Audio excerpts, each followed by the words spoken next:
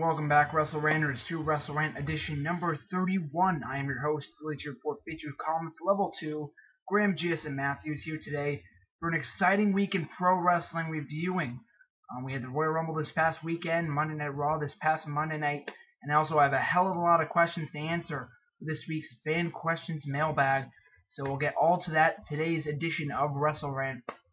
So to go as quickly as possible, I'm going to try to summarize everything so I can get straight to the fan questions. So as far as my thoughts on the Royal Rumble pay-per-view this past Sunday night, initially I was going to order the show. I was highly anticipating it. I was really looking forward to buying it. And sadly I couldn't, so I just streamed it online on my computer instead. I mean, always getting the HD quality on my TV is always better, but you know, whatever. I was a little happier after. I was glad that I did not order it because it turned out to be a disappointing pay-per-view. The action was okay, but it didn't really live up to the hype for the most part. We had to kick off the show with the World Heavyweight Championship match under the steel cage, with World Champion Daniel Bryan defending against Big Show and Mark Henry. Now, personally, I thought this was a decent match. Mark Henry was indeed injured. He was injured last Tuesday night at the SmackDown tapings, so his in-ring work was definitely limited. But they definitely made up for it, though. Daniel Bryan and Big Show have good chemistry, the David versus Goliath kind of thing that I've been talking about for the last couple of weeks. So that definitely worked out for the better. And Daniel Bryan ended up retaining his championship by getting out of the steel cage and retaining his title. So I was happy about that, and they kind of moved forward with Daniel Bryan being a credible heel on Friday Night SmackDown. We also had that filler Divas Tag Team match. Really nothing to say there. That was a fine match for what it was. Kelly pulling off a suicide dive off the top rope, and that was pretty much it, as long as they're further establishing Beth Phoenix as a dominant Divas champion since their return to television. So then after that, we had Cena versus Kane. John Cena versus Kane, that is.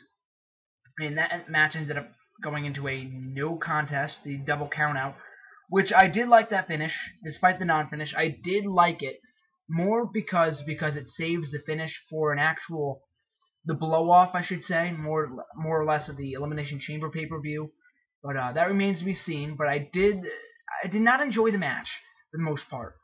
Mostly because it was a little bit sloppy for my taste. These guys work okay together, but they didn't put on an amazing 5-star classic match like I thought they would. Not really a classic match, but I thought they could put on a better match than they originally put on. I don't know, the last time they got in the ring together, but I'm not too sure. But given the program, it's really dying down at this point. I'm not really enjoying it. But whatever. And they had Zack Ryder get tombstoned after the match, which I really thought was cheesy and just unnecessary. But as long as they're reestablishing Kane as a dominant monster, then I'm all for it. They had the Bro Display Squash match with Bro Display squashing Drew McIntyre. I was not able to see that, and I'm happy I didn't.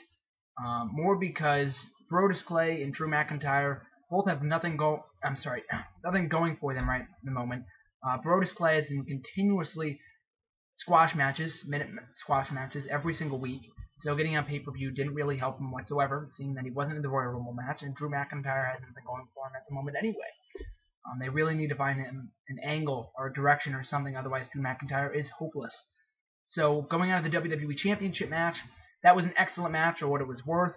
First, 10 minutes of it was perfect, or however long it went on. The first portion of it, I should say, was absolutely good. I really enjoyed that. Punk and Ziggler really worked well together.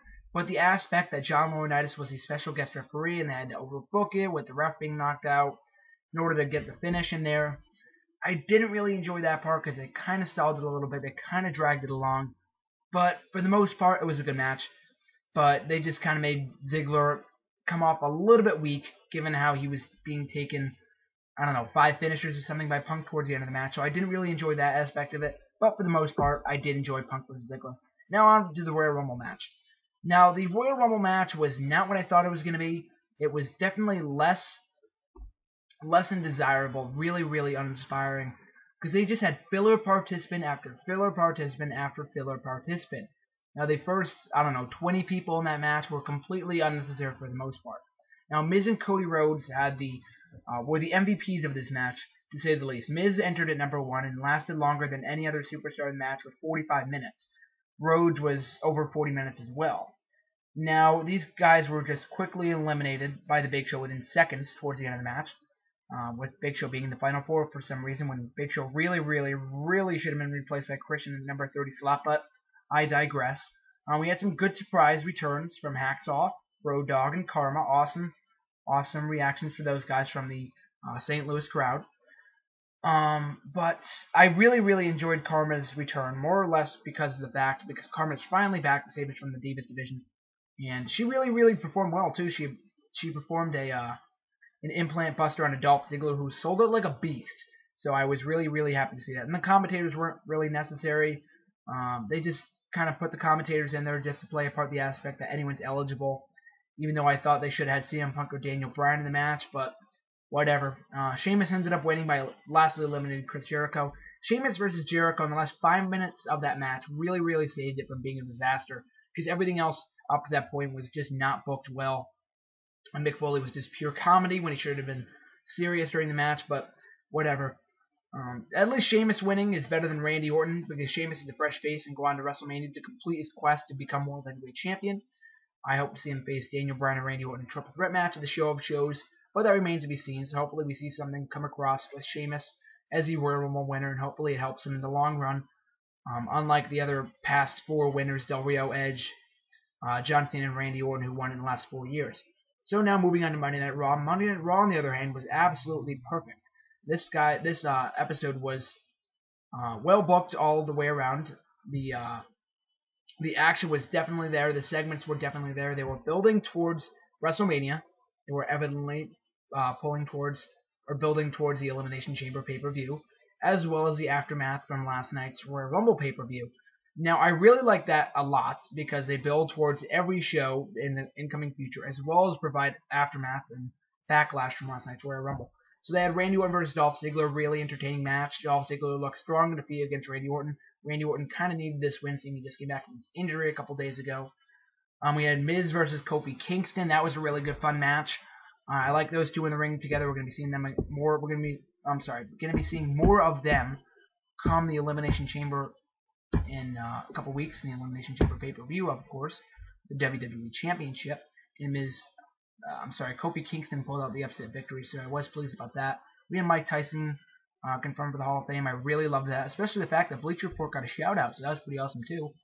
What else do we have? We had CM Punk, the WWE Champion, facing World Heavyweight Champion Daniel Bryan. I love that match.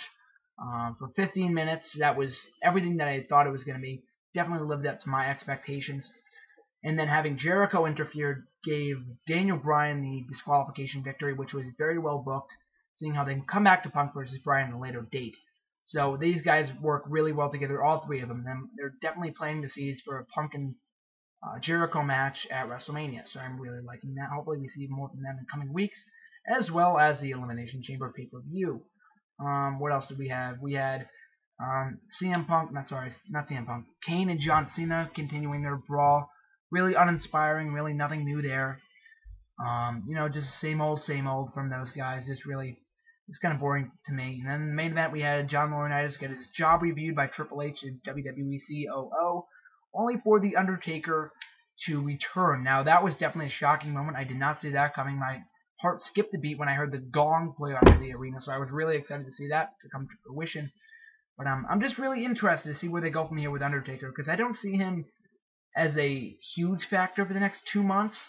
I mean, I don't see how they're going to mainstay his appearance on television for the next 2 months, seeing how he can't compete until WrestleMania. So I'm not really sure about that. As well as my thoughts on Undertaker versus Triple H at WrestleMania again. As long as Shawn Michaels is referee, maybe I'll be okay with it. I mean, it's better than any other superstar going for the streak right now, because no one else is really credible enough. So we'll definitely get more from that in coming weeks. So I really liked Raw this week, and now on for the 5 minutes that we have left, I'd like to get to the fan questions, which I'd like to answer at a rapid pace. So I might botch your username if I yell it out. I'm sorry if I shout out your username. Please correct me in a response on Twitter at save_us_GSM. So my first question from Alan James Shady. I'm sorry, I completely botched that. I'm sorry if I offended you.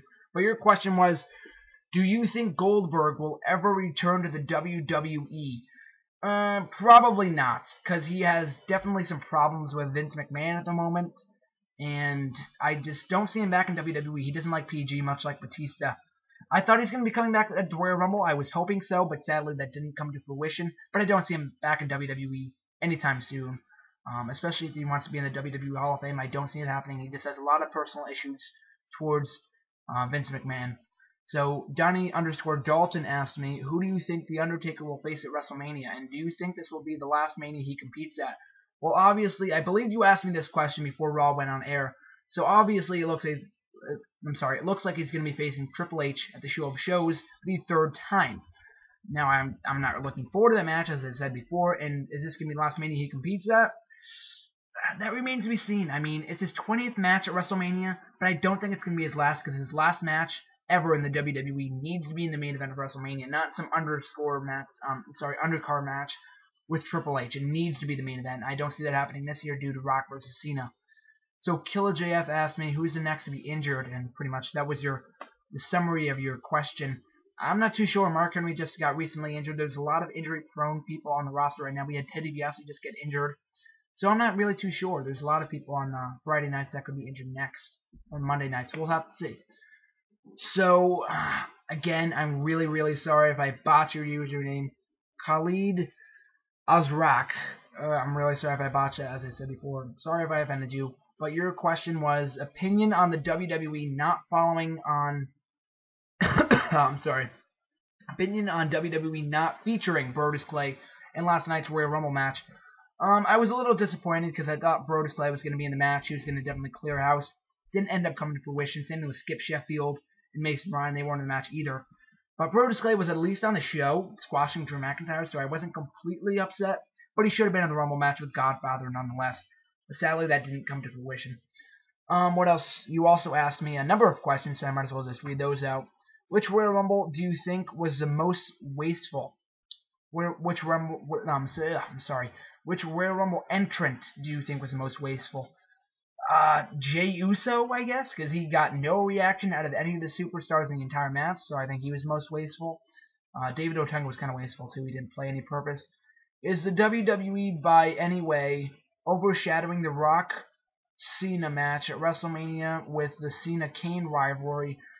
I don't think so. If anything, to be building towards it, because Cena and Rock is a huge match all in itself. They need a way to stall time for it, and Cena-Kane is definitely building towards that with the rise above hate and the embrace hate thing. So I'm liking that feud to an extent. You also asked me the comparison between last year's Royal Rumble and this year's Royal Rumble. I liked last year's Royal Rumble a lot more. This year's was definitely uninspiring, so I liked last year's more. Even though they had 40 people, I liked it more, even though I did this year, because this year felt more like filler and forgettable than anything. You also asked me, I've noticed Cody Rhodes eliminating a lot of legends in the Royal Rumble. After the storyline with Booker T, after a storyline with Booker T and Cody's recognizable cockiness, is the WWE playing the Legend Killer? Is the WWE playing the Legend Killer card with Rhodes? To an extent, yeah. I was saying the same exact thing. If he faces Mick Foley at WrestleMania for the Intercontinental Championship in a match similar to Orton versus Mick Foley at Backlash 2004, then I think so. I think he is kind of a Legend Killer, and seeing how he was in that feud with Randy Orton, I do see him kind of as a Legend Killer. But I like that. I like that question because I was thinking the same exact thing, not only in the Royal Rumble match, but just the last couple of weeks in general. So the last question is for today, Black Blizzard. Do you think the Big Show is a bad choice for the number 30 entrant? Most definitely yes. Christian should have entered as number 30 entrant, or at least someone surprising, because Big Show just fell flat like he did in 2009. So I just was not looking forward to that at all. And then Star Ninja 99, also asked me, what do you think of Kane's exclusion for the Royal Rumble match? I was definitely disappointed from that because he's been in the last 15 Royal Rumble matches, so they definitely botched that up. So as I said before, you guys can follow me on Twitter at @save_us_GSM, and for all the other links, check them out in the description box below. Make sure to subscribe, like, leave a comment, all that good stuff. And thank you guys for watching. I highly appreciate it. And make sure to tweet me up any questions for any future WrestleRants. And that's about it. Enjoy your week, broskies. And I will be here on Twitter, YouTube, and I will see you in the next coming days. Enjoy, and until then, GSM out.